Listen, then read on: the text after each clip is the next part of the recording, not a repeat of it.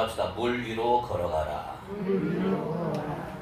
옆 사람한테 한번 축복합시다. 물 위로 걸어갑시다. 물 위로 걸어갑시다. 물 위로 걸어가는 기적입니다. 미국의 록 가수인 사이먼과 가펑클이라는 유명한 그룹이 있어요. 들어봤나요? 사이먼과 가펑클. 학생 때 많이 듣는 노래. 그 중에 하나가 거친 물결 달이 되어, 거친 물결 위에 달이 되어, 험한 세상 달이 되어, 이 노래가 있습니다.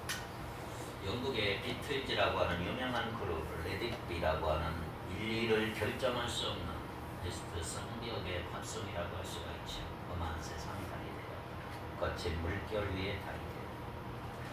이 곡의 가사는 자기의 연인이 어렵고 고통스러운 일을 당하게 될 때 자기가 험한 세파 위에 놓인 다리가 되어 줌으로써 그로 하여금 평안히 건너가게 해주겠다. 그런 내용의 가사입니다. 이런 가사입니다. 들어보십시오. 당신이 지치고 스스로 초라하게 느껴질 때, 당신의 눈가에 눈물이 고일 때 제가 그걸 모두 닦아드리겠어요. 저는 당신 편에 서 있어요. 인생이 험해지고 친구를 찾지 못하게 될 때 거친 물결 위의 다리와 같이, 험한 세상 다리와 같이 나를 당신을 위해 바치겠어요. 이런 유명한 가사입니다. 3절까지 보면 구구절절 감동 깊은 가사로 이어지고 있습니다. 자연히 이 노래는 어려운 처지에 있는 사람들에게 위로와 힘을 주는 곡으로 흔히 많이 듣고 사용이 됐는데, 정작 미국에서 일어났던 9.11 테러 사태가 일어났을 때 이 곡이 너무나도 사람들의 마음을 많이 울린다고 해서 라디오 방송국에서 오히려 한동안 이 곡을 틀지 않았다는 유명한 일화가 있습니다. 이처럼 자신의 인생에 거센 분파가 인정사정 없이 몰아치고 더구나 그것을 홀로 외로이 당하고 있을 때 누군가가 그렇게 내게 찾아와서 곁에 서준다면 얼마나 고마운 일일까, 얼마나 힘이 들까요? 우리가 복음서를 읽어보면 수많은 사람들이 예수님을 찾아와서 예수님을 만졌지만 예수님의 능력을 드러낸 사람은 마가복음 5장 25절에 나온 딱 한 사람, 혈루병 여인의 믿음뿐이었습니다. 오늘날 수많은 사람들이 교회 오고 교회를 채우지만 하늘문을 열고 거룩한 능력을 다운로드하는 사람은 그렇게 많지 않습니다. 그러나 오늘 여러분의 마음이 겸손하고 열려있다면 이 공간에 들어온 그 순간부터 오늘 이 공간이 오순절 마가의 다락방이 되어서 하늘문이 열리고 거룩한 성령의 능력이 불처럼 바람처럼 우리 모두에게 임하기를 원합니다. 말씀이 내게 떨어질 때 내게 기적이 일어나는 것입니다. 마른 뼈들이 붙는 것처럼 오늘 이 순간에 우리 인생에 퍼즐 조각들이 다 맞춰지기를 바랍니다. 육체의 병이 떠나가고 나를 억누르고 있던 어둠의 영들이 떠나가고 죄의 습관들이 끊어지고 나와 내 가문의 미래가 완전히 바꿔지는 이 거룩한 기적의 역사가 일어나기를 축복합니다. 우리는 인생길을 걸어간다는 말을 대단히 많이 써요. 인생길을 간다, 걸어간다. 어려운 길을 결정하는 사람한테 우리는 그런 말을 합니다. 참 힘든 길 걷기로 했구나. 대단히 어려운 길 걸을 거다. 우리가 성경을 읽어보면 걷는다는 말이 자주 나옵니다. 하나님께서 에덴 동산에서 아담과 하와에게 에덴 동산과 함께 걸으셨던 그 교제의 걸음을 볼 수가 있고, 하나밖에 없는 아들 이삭을 바치러 모리아 산에 올라갔던 아브라함의 그 힘들었던 순종의 걸음을 읽을 수가 있습니다. 수백만 이스라엘 백성을 이끌고 홍해 바닷가를 가운데 도망가던 그 모세와 이스라엘 백성들의 그 탈출 엑소도스의 걸음도 있었고, 바로 들어갈 수 있는 가나안 땅의 불순종에서 고통스러운 40년을 걸어야 했던 그 아프고 힘들었던 광야의 걸음도 우리는 볼 수가 있습니다. 그리고 비아 돌로로사의 길을 걸어가셨던 예수님의 거룩한 사랑과 용서의 걸음도 있었습니다. 그리고 복음을 들고 한 세대 만에 로마 제국 전체를 종횡무진하며 다녔던 사도 바울의 선교의 걸음도 있었습니다. 자, 그런데 오늘 본문에 보면 성경에 나오는 아주 익사이팅한 걸음에 대한 이야기가 소개가 됩니다.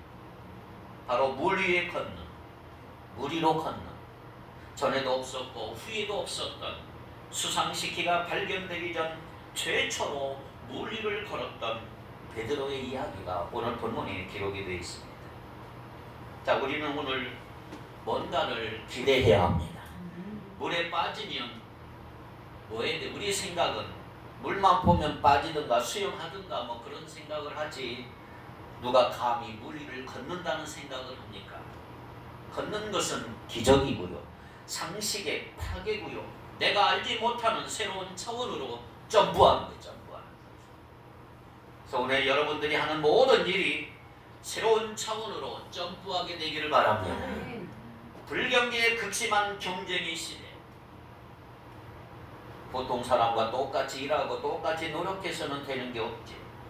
우리 어렸을 때 많이 들었던 말 중에 하나가 뭐냐 하면 안 되는 일 없단다. 노력하면은 그렇지. 노력하면 될까? 참 거짓말을 많이 했어요. 그 말이 사실이라면 아마 노력하면 다 됐을 거예요. 다 됐을 거예요. 학창시절에 여러분 그런 경험 해봤습니까? 열심히 공부했는데 방향을 잘못 잡은 헛것이었고, 시험지를 받아보니까 기분이 이상한 거예요. 시험 범위를 잘못한 거예요. 멍뚱한 데 가서 공부한 거예요. 아무리 공부를 열심히 해도 방향을 잘못 잡으니까 잘못되고 헛것이라는 거예요. 노력으로 되는 게 아니고요. 내가 어렵고 힘든 일은 노력하면 할 수 있어요. 그런데 불가능한 일은 하늘의 능력이 내려와야 합니다. 그래서 3차원적으로 우리는 걸어가는 존재가 아니고 이제는 4차원적으로 초자연적인 능력으로 다운로드 받아야 되는 거죠. 자, 이제 우리는 땅 위를 걷는 것은 누구나 다 합니다. 이제부터 우리는 물 위를 걸어야 합니다. 이게 상식의 파괴고 기적이에요. 기적. 오늘 저는 그 말씀을 드리려고 합니다.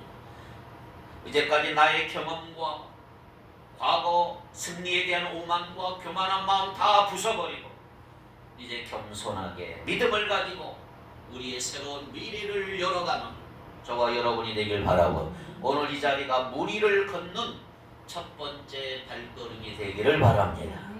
자, 첫 번째 오늘 본문에 보니까 예수님이 먼저 우리를 폭풍의 물속으로 인도하셨다는 거죠. 누가 인도하셨어요? 예수님이 폭풍 속으로 가게 만드는 거예요. 이게 우리 생각을 잘 하셔야 합니다. 자, 베드로가 걸었던 물은 잔잔한 물이 아니고 빠져 죽을 것 같은 폭풍의 바다를 걸은 것입니다. 자, 그런데 왜 제자들이 폭풍 속으로 들어가게 됐을까요? 그것은 예수님이 가라고 해서 그렇게 된 거예요. 자, 22절 보니까 이렇게 얘기합니다. 시작. 예수께서 즉시 제자들을 재촉하사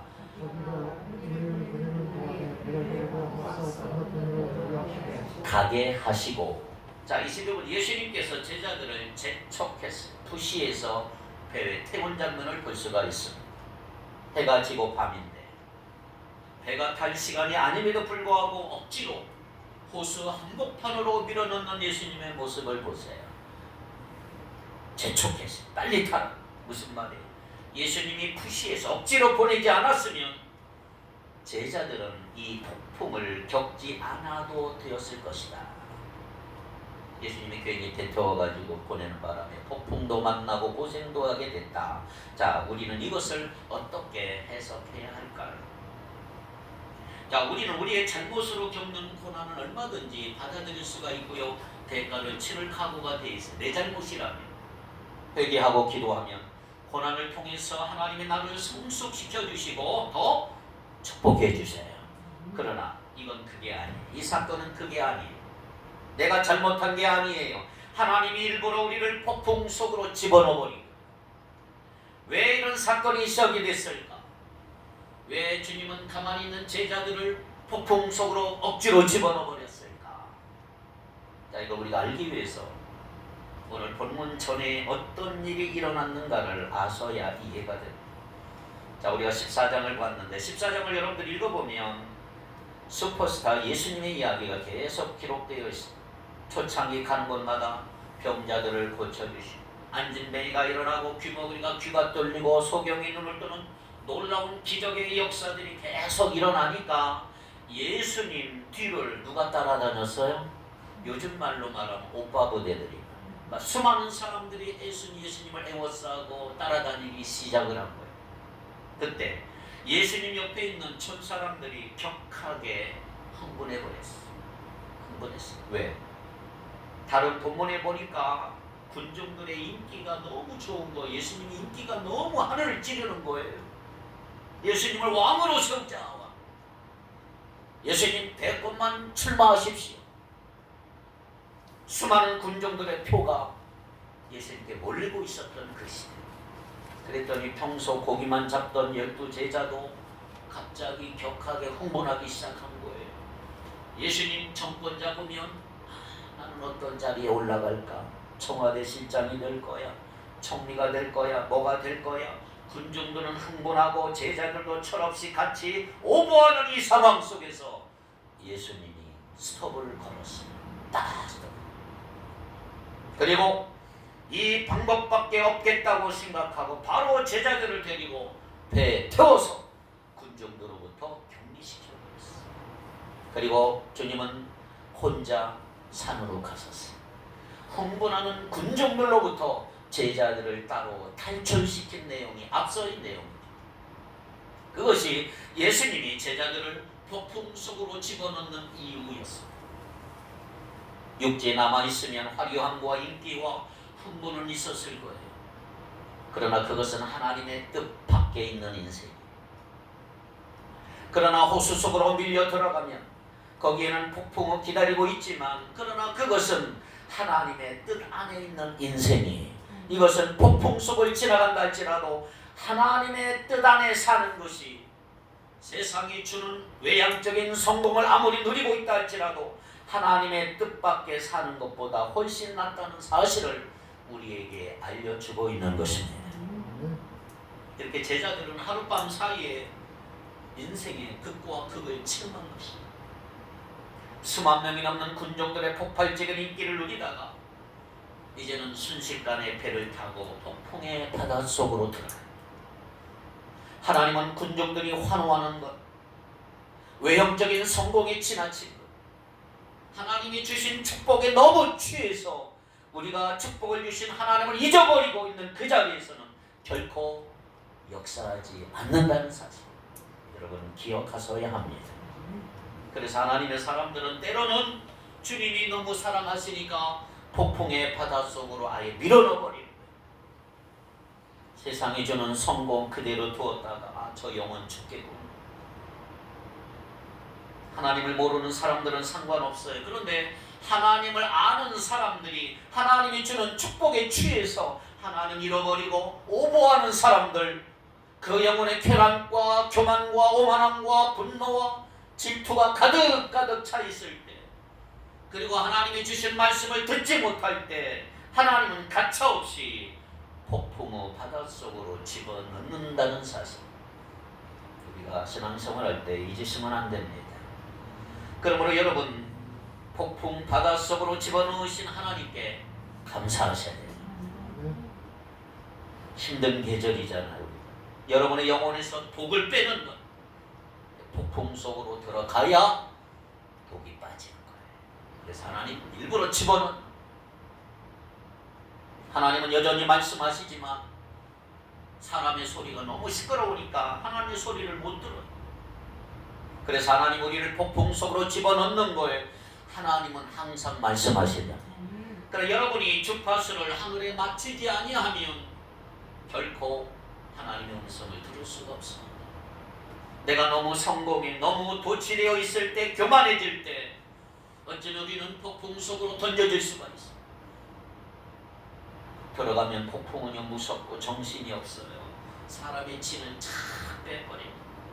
그러나 거기서 우리는 주제 파악을 할 수가 있는 것입니다. 나의 모습을 아는 것이고 발견하는 것입니다. 그래서 폭풍이 집어넣는. 두 번째, 폭풍 가운데 들어가서 이제 제자들이 얼마나 고생하는지 들어가면 고생. 자, 25절에 보니까 밤 4경이면 우리 시간으로 새벽 5시를 말합니다.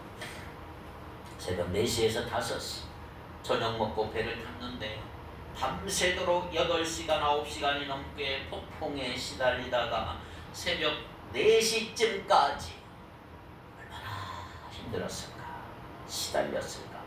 이들이 물에서 잔뼈가 굳은 뱃사람들이지만 이쯤 되면 거의 죽는 거예요. 토해내고 힘도 없고. 자, 그렇다면 이렇게 고생을 하고 있는 동안 제자들을 호숫가에 내보내신 다음에 예수님은 뭐 하셨어요? 23절을 같이 읽겠습니다. 23절 시작. 물에 보내신 후에 기도하러 따로 산에 올라가시다. 문에 거기 혼자 계시고 산에 올라가서 뭐 했어요? 예수님은 밤새도록 제자들을 위해서 중보 기도하신 거죠. 우리는 어둠 속의 바다를 지날 때, 폭풍 속을 지나갈 때, 고통과 원망, 그 힘든 시절들이 지날 때 하나님을 참 많이 원망해요. 하나님 과연 어디 계실까? 내가 가장 필요로 하는 이 시대, 이때 나를 버리고 어디에 갔었을까? 그러나 예수님께서 우리를 위해 기도하신다는 사실을 잊지 마셔요. 그래서 광야와 폭풍은 기도 학교예요. 기도 절대로 안 하는 사람도 폭풍 속에 들어가면 기도하게 돼 있어요. 구약에 나오는 요나 선지자를 아십니까? 폭풍에 물고기 뱃속으로 들어가서야 비로소 기도하기 시작했어요. 광야는 그런 곳입니다. 철석까지 믿었던 사람들이 다 떠나고 내가 홀로 남는 곳, 나의 사업이 망하고 내 계획이 실패하고 나의 건강이 부서지고 철저하게 고독한 그때 나는 하나님께 기도하는 것을 배우는 거예요. 그때 기도할 수밖에 없는 거죠. 그렇게 간절히 기도할 때 우린 뭘 느끼느냐 하면 누군가 나를 위해 기도하고 있구나. 성령의 기도의 체험이지. 기도하는 중에 우리를 위해 기도하는 예수님의 기도 소리가 여러분 들려지길 바랍니다. 여러분이 기도할 때 예수님의 기도 소리가 들려야 하고 성령의 기도 소리가 들려야 되는 거죠. 보통 때 내가 잘 나갈 때 뭐 화려한 문구로 기도하는 그 기도가 아니고 하늘의 언어로 누군가 나를 붙잡고 기도하는 것을 느껴야 한다. 여러분이 믿음이 있다면 광야 속에서, 폭풍 속에서, 어둠 속에서 기도할 때 예수님의 기도 소리를 느끼게 되기를 바랍니다. 예수님의 기도 소리를 느끼면 내 인생은 달라지는 거예요. 교회 다니는 성도가 크리스찬 성도가 아니고요, 기도하는 성도가 크리스찬 성도다. 내가 어둠 속에서 기도할 때 우리를 위해 기도하는 예수님의 기도와 연결될 수가 있는 거죠. 그때 나의 기도와 예수님의 기도가 연결될 때 우리는 하늘이 뚫리는 놀라운 기도의 응답을 받게 될 줄 믿습니다. 광야에서 폭풍 속에서 기도하고 있을 때 예수님께서 우리를 위해 기도하시면 우리도 모르게 우리의 상황을 변화시키기 시작합니다. 요나가 물고기 뱃속에서 바다 한복판으로 탁 떨어져서 3일 밤낮을 물고기 뱃속에서 기도했는데 기도가 끝나고 나니까 물고기가 요나를 토해냈는데 토해낸 곳이 어디예요? 요나서 2장 10절에 보면 육지였다. 그래서 육지에서 토해내버렸어요. 그 물고기, 큰 고래와 같은 물고기에게 말씀하시니까 요나를 육지에 그냥 팍 토해내버렸어요. 분명히 3일 전에 떨어진 곳은 바다 한복판인데 토해낸 곳은 어떻게 육지일까? 여러분, 물에 빠져서 요나가 물고기 뱃속에 들어가는 그 순간부터 하나님께서 요나가 들어있는 그 물고기를 이미 소망의 바닷가로 움직이고 있었다는 거죠. 요나는 몰랐어요. 그런데 요나를 둘러싸고 있는 그 환경은 이미 축복의 땅으로 움직이고 있었다는 거죠. 그래요. 지금 광야에 있는, 폭풍에 있는 우리는 몰라요. 그런데 우리가 하늘에 접속하면 그 기도하는 순간에 우리 이미 둘러싸고 있는 역사는 소망의 땅으로, 약속의 땅으로 움직이고 있다.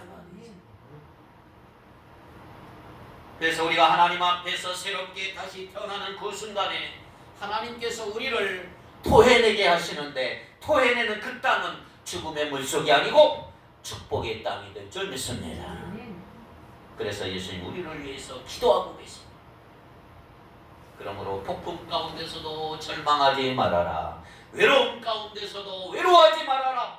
예수님의 기도 소리를 듣는 저와 여러분이 되기를 바랍니다. 세 번째, 예수님은 예수님의 때에 오신다.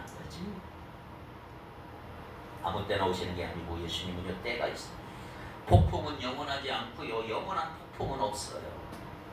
하나님은 때가 되면 폭풍을 뚫고 오십니다. 하나님은 족조를 다 거대는 태풍이 돼서 오시고 어둠을 걸어내는 거룩한 빛이 되어서 오시는 분이죠. 소망의 새벽빛으로 오시는 주님을 기대하라는 거죠. 따라할까요? 하나님은 때가 되면 오신다. 할렐루야. 우리를 결코 버리지 않아요.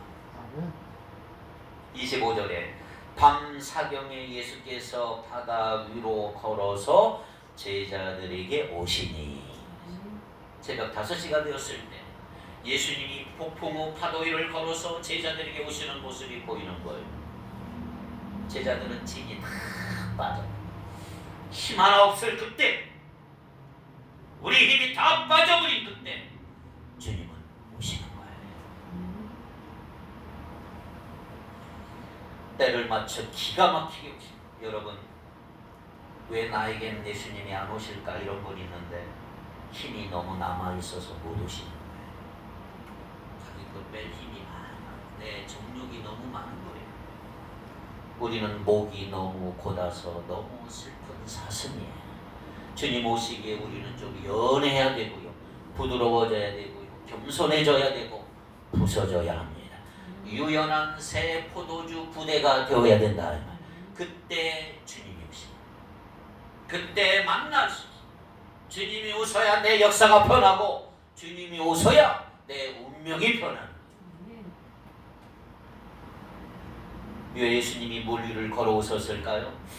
사실 제대로 하시려면 낮에 좋은 갈릴리 호수 쫙 한번 걸어오시면 갈릴리 주변에 있는 수십만의 사람들이 와 순식간에 대선에 당선은 문제가 없다고 엄청난 센세이션을 막 일으키거든요. 그런데 예수님은 낮에 보는데 오지 않고요, 폭풍우 바닷속에 밤중에 제자들의 눈에만 보이게 오셨다는 거죠.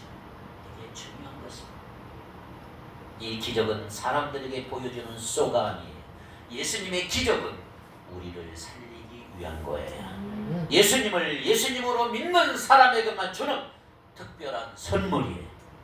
무당 정치듯 그런 기적이 아니고, 기적은 여러분 한 사람 한 사람 하나님 자녀를 위한 선물이요 축복인 줄 믿습니다.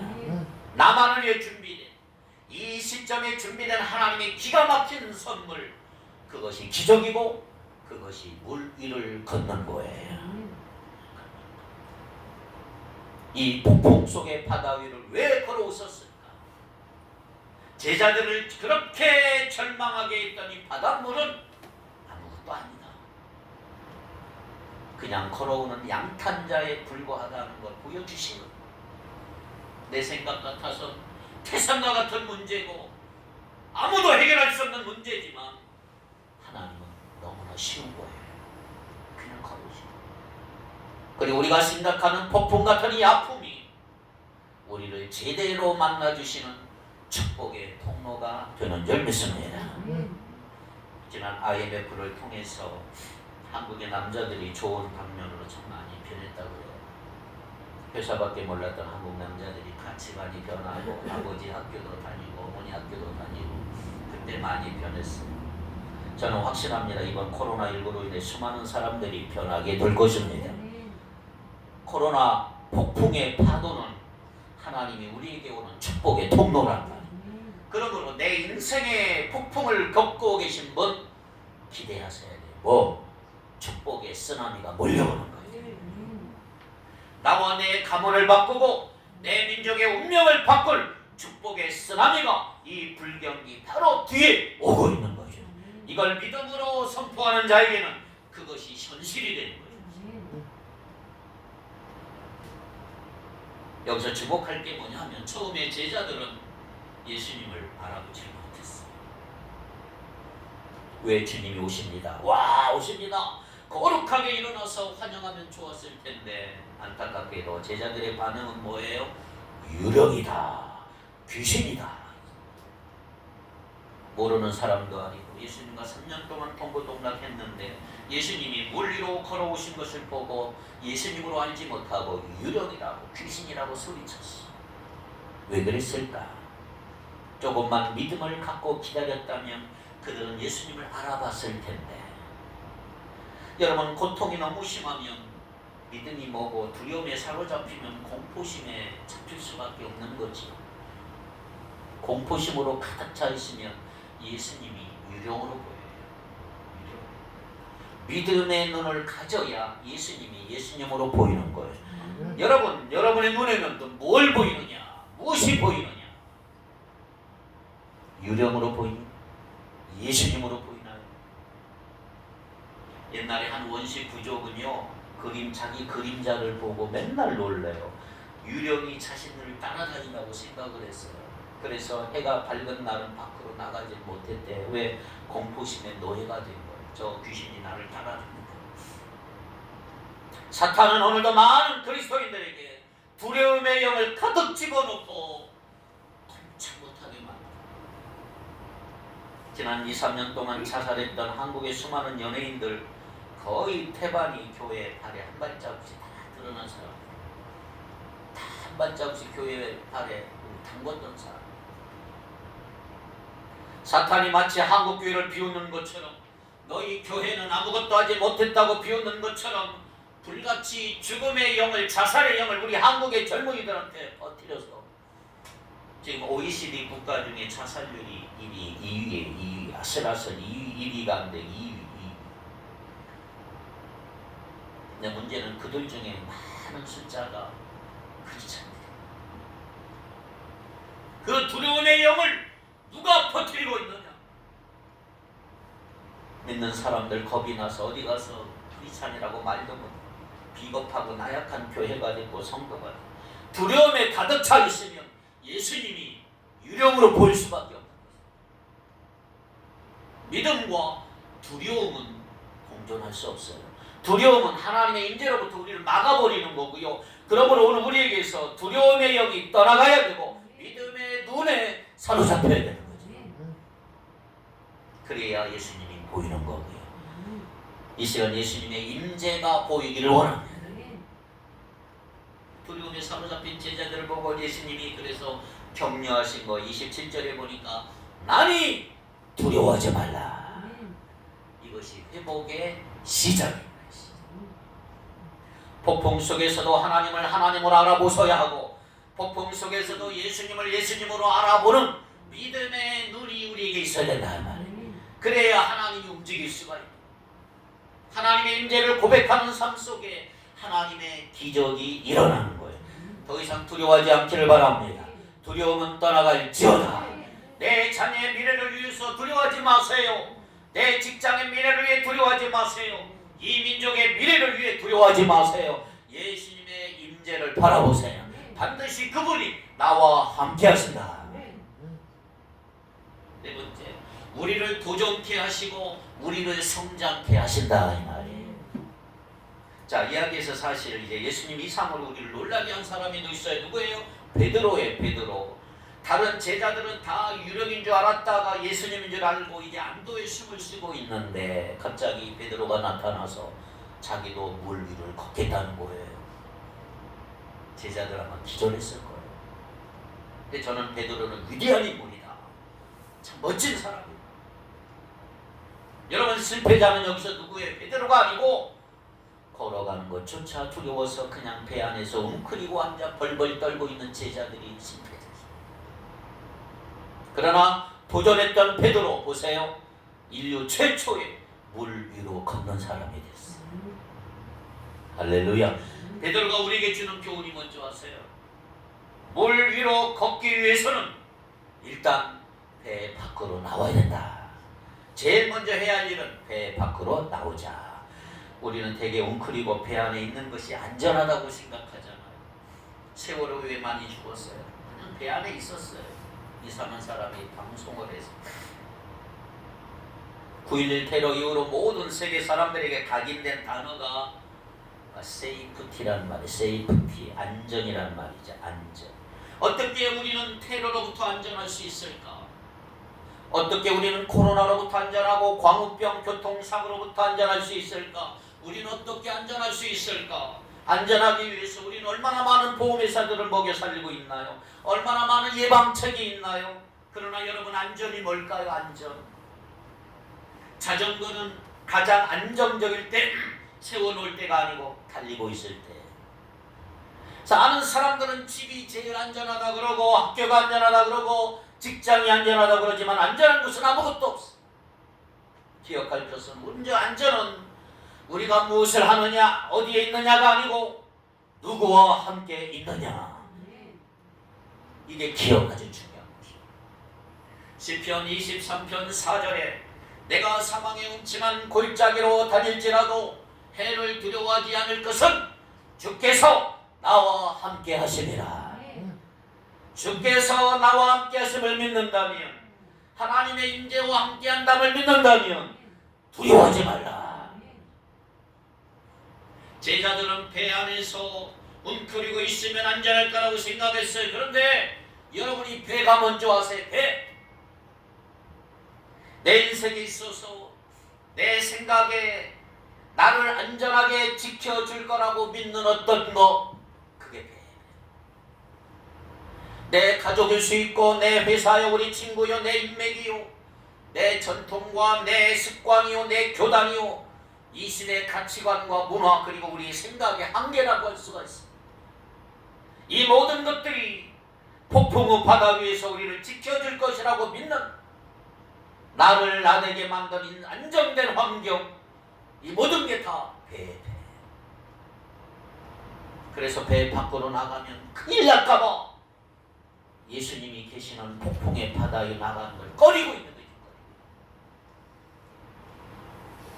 여러분 생각해 보세요. 얼마나 많은 하나님의 사람들이 하늘의 능력을 다운로드하는 걸 막고 있는지 몰라요. 눈을 감고 한번 생각해 보세요. 여러분이 지금 예수님이 계시는 모험의 바다로, 비전의 바다로 거론하게 하지 못하는, 여러분으로 하여금 이 현실의 벽 속에 가둬버리고 있는 그 배의 정체가 뭐냐 말이에요. 오늘 성령의 감동으로 우리가 그 배를 깨버리고 예수님이 계시는 축복의 바다로 걸어나가는 용기 있는 시작이 되기를 바랍니다. 배 안에 웅크리고 앉아있으면 살 것 같지만 그건 살아도 사는 게 아니에요. 요한복음 12장 24절에 보니까 한 알에 미리 땅에 떨어져 죽지 아니하면 한 알 그대로 있고 죽으면 많은 열매를 맺느니라. 썩어야 살고 죽어야 새롭게 태어난다는 사실을 기억하시기 바랍니다.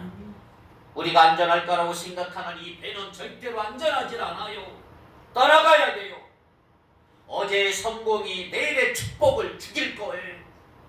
오늘 우리가 옛날에 배를 태워버리고 그 관습, 전통, 과거가 나를 잘되게 했던 거 박차고 일어나서 이제후로 하나님이 미래에 주실 새로운 축복의 그 포도주를 만들기 위해서는 내가 새로운 부대로 만들어 가야 한다 이 말이죠. 과거에도 축복하셨지만 그러나 과거에 축복하셨던 그 전통, 그 습관이 나를 죽일 수도 있어요. 옛날의 성공에 교만하지 않고 완전히 새로워진 새 부대로 우리는 거듭나야만 된다는 말이에요. 옛날의 성공의 오만의 배를 불태워버리고 교만의 배 불태워버리고 하나님이 주시는 축복의 바다로 마음껏 나가는 저와 여러분이 되기를 바랍니다. 영국 속담에 이런 말이 있어요. 언젠가 하는 사람은 절대 못한다. 하나님이 감동이 오는 이때가 바로 행동하는 때. 미루면 끝나는 거예요. 하나님의 말씀할 때 반응해야 여러분의 인생에 축복이 오고 능력이 임한다. 여러분, 상황은 절대 나아지지 않아요. 항상 어느 정도 폭풍은 있는 거예요. 그러므로 폭풍 속에 들어가길 바랍니다. 거기에 하나님의 임재가 있다는 거죠. 그래서 인생의 가장 비참한 인생은 껄껄껄의 인생이라 그러죠. 껄껄. 사랑할 걸, 전도할 걸, 헌금할 걸, 헌신할 걸, 껄껄. 여러분 인생의 마지막에 하늘나라 올라갈 때 껄껄만 하다는 창피한 구원을 받는 거예요. 줄 수 있었는데 주지 못했던 이웃을 위한 사랑의 선물을 죽음의 바로 그 순간에 기억할 것일까요? 말할 수 있었는데 하지 못했던 사랑의 말들을, 막을 수 있었는데 막지 못했던 수많은 잘못된 일들을, 시도해 볼 수 있었는데 실패하는 것이 두려워서 하지 못했던 그 많은 순간들을 하나님이 분명히 하라고 맡기신 일이었는데 내가 갖고 있는 것 잃어버릴까봐 위험부담하지 않았던, 모험하지 않았던 그 수많은 순간들을 사탄은 나를 보면서 비웃었고 하나님은 얼마나 안타까웠었을까. 이 모든 후회의 순간들이 바로 하나님의 부르심에 예스하고 배 밖으로 나오지 않았기 때문인 것입니다. 여러분, 믿음이 뭔지 아세요? 믿음은 교회 나오는 게 믿음이 아니고요, 하나님을 믿고 폭풍의 바닷속으로 나가는 게 믿음이에요. 우리 모두에게 항상 배 밖으로 나가야 되는 모험의 순간들이 몰려오게 돼 있어요. 성경 보면 하나님이 쓰신 수많은 모든 비전의 사람들을 보면 다 안정된 현실의 벽을 떠나서 주님이 지시할 약속의 땅으로 가라고 하는 명령을 들은 사람들, 거의 다 이민자. 아브라함이 그랬고, 요셉이 그랬고, 다니엘이 그랬어. 너의 고향과 친척 아비집을 떠나라. 왜 떠나야 될까? 그 괜찮은, 그 많은 관계의 연줄들이 나를 하나님께 나의 모든 것을 드리는 걸 가로막고 있기 때문에 떠나라. 그래서 하나님이 뽑아내시고 새로운 모험의 땅으로 보내십니다. 새로운 모험의 땅으로 보내서 거기서 새로운 도전을 하라는 거죠. 수없이 많이 미루었던 결단의 순간을 오늘 이 아침 여러분은 하나님 앞에 다시 응답해야 되는 거예요. 이제부터 우리는 신랑 되신 예수님 손을 잡고 거룩한 모험을 하셔야 합니다. 현실 안주는 죽음이에요. 이제 물 위로 걸으시기를 바랍니다. 올해가 인생의 터닝 포인트로 결심하고 계신 분들이 있을 거예요. 저도 그래요. 저도 제 인생의 터닝 포인트. 제가 언제 한갑이 될 줄 알았어요. 제가 60살. 나한테 이런 일이 있을 줄 몰랐어요. 나는 여전히 50대요. 나는 여전히 젊은 줄 알았어요. 제 인생의 터닝 포인트. 저는 이런 기도를 여러분한테, 이런 기도 여러분도 했으면 좋겠어요. 주님, 나 이제 물 위로 나갑니다. 책임져 주시옵소서. 정말 대단히 중요한 기도라고 생각해요. 예수님이 부르셔서 물 위로 나오신 분은 하나님이 끝까지 책임지셔요. 그러나 기억하세요. 물 위를 걸으려면 주님의 허락을 받고 가세요. 베드로가 무식한 것 같지만 기도해서 하나님의 음성을 듣고 허락을 받고 걸었다는 거 우리는 알아야 돼요. 비전은요, 기도를 통해서 확인되는 거예요. 그래서 우리는 기도의 사람이 돼요. 할렐루야. 기도의 사람이 돼요. 마태복음 7장 7절, 구하라 그러면 너희에게 주실 것이요, 찾으라 그리면 찾을 것이요, 문을 두드려라 그리하면 너희에게 열릴 것이니. 자, 구하라, 구하는 건 창조예요. 없던 거 주시는 거예요. 찾아라 그러면 찾을 것이요, 이건 잃어버린 것 회복하는 거예요. 문을 두드리라 그러면 열릴 것이다. 내 앞을 가로막고 있던 태산 같은 난관이, 돌파구가 열릴 줄 믿습니다. 이게 다 기도에서 얻어지는 것들. 기도에서. 그리고 그렇게 해서 하나님이 주시는 축복은 내가 구했던 것보다 훨씬 더 많이 주신다. 그러니까 오늘 이렇게 기도했으면 좋겠어요. 하늘문을 여시고 하나님이 원하시는 것만큼 부어 주시옵소서. 내 인생 어느 지점까지 끌고 갈지 저는 알 수 없지만 주님께서 나를 끌고 가 주시옵소서. 기도하는 사람만이 물 위를 걸어도 안전할 수 있습니다. 기도하지 않고 물 위를 걸으면 빠져 죽어요. 어떤 사람 이렇게 자꾸 하나님을 시험하다 예수님을 시험하다가 빠져 죽는 사람 많아요. 기도하시고 하나님의 음성을 확인하고 물 위를 걸어가면 예수님은 책임지시는 거죠. 중요한 거, 우리가 비전의 길 걸어간다 그래도 아프고요, 실패하고요, 상처를 받아요. 그런데 그것 때문에 두려워하지 마세요. 왜? 물에 빠진 거 보시고 예수님이 오셔서 건져 주실 것을 보아야 된다. 믿음이 적은 자요, 왜 의심하느냐? 의심하지 말고 물 위를 걸으시기 바랍니다. 물 위로 걸어가다 빠지면 우리는 예수님의 손을 잡고 성령의 세례를 받는다 이 말이에요. 예수님이 여러분의 인생의 보스가 되길 바라요. 예수님이 하시는 목회가 되어야 되고 예수님이 하시는 설교, 예수님이 하시는 기도가 되어야 돼요. 기도를 해도 성령의 기름이 붓는 기도는 달라요. 사업을 해도 예수님이 부어주시기 시작하면 여러분의 상상을 초월하는 놀라운 일들이 일어나게 될 것입니다. 성경 하나 찾고 맞습니다. 스가랴 4장 6절입니다. 스가랴 4장 6절 시작. 그가 내게 대답하여 이르되 여호와께서 스룹바벨에게 이르게 하신 말씀이 이러하니라. 만군의 여호와께서 말씀하시되 이는 힘으로도 되지 아니하며 능력으로 되지 아니하며 오직 나의 영으로 되느니라. 이 믿음으로 선포하신 분들은 예수님이 함께 하시는 영광의 기적의 인생을 살게 될 줄로 믿습니다. 힘으로 되지 아니하고 능으로 되지 아니하고 하나님의 영으로 되느니라. 오늘 하늘의 사람, 하나님이 보내주시는 사람, 하나님이 보내주시는 돈, 하나님이 주시는 아이디어가 여러분에게 풍성하게 붙기를 바랍니다. 믿음의 길을 내걷기를 바랍니다. 물 위를 걸어가기를 바랍니다. 그럼 예수님이 함께하는 목회, 예수님이 함께하는 물 위를 걷는 신나는 인생을 살게 될 거다 이 말이에요. 기도할 때 하늘의 능력이 임하고 물 위를 걸어나가는 오늘 우리 인생의 거룩한 성령의 기름 부으심이 임하기를 주님의 이름으로 축원합니다. 기도하십시다. 거룩하신 하나님, 오늘 사랑하는 모든 성도들에게 복에 복을 더하여 주옵소서. 우리 주위 환경은 폭풍이 치고 있고 경제 상황을 예측할 수도 없고 미래 동향을 예측할 수 없는 이때 앞으로 잘할 수 있을지 백척간두의 선덕 같은 두려움과 불안감이 우리에게 있지만 거룩하신 하나님, 우리가 이 배 안에 웅크리고 앉아있지 않게 하시고 우리가 세상에 너무 안주했기 때문에 매너리즘에 빠져버렸고 교회 다녔지만 살아도 사는 것이 아니었사오니 이제 폭풍과 바다 위로 불러주시는 주님의 음성을 듣기를 원하나이다. 주님, 우리를 불러주시옵소서. 절망의 과거는 떠날지어다. 옛 포도부대는 찢어져 버리고 새로운 포도부대로 우리의 영을 새롭게 만들어 주옵소서. 하나님이 주신 크고 비밀한 일을 우리에게 보여주옵소서. 우리로 걸어나갈 때 놀라운 기적을 체험하는 우리 모두가 되게 하여 주시옵소서. 예수님의 이름으로 기도하옵나이다. 아멘.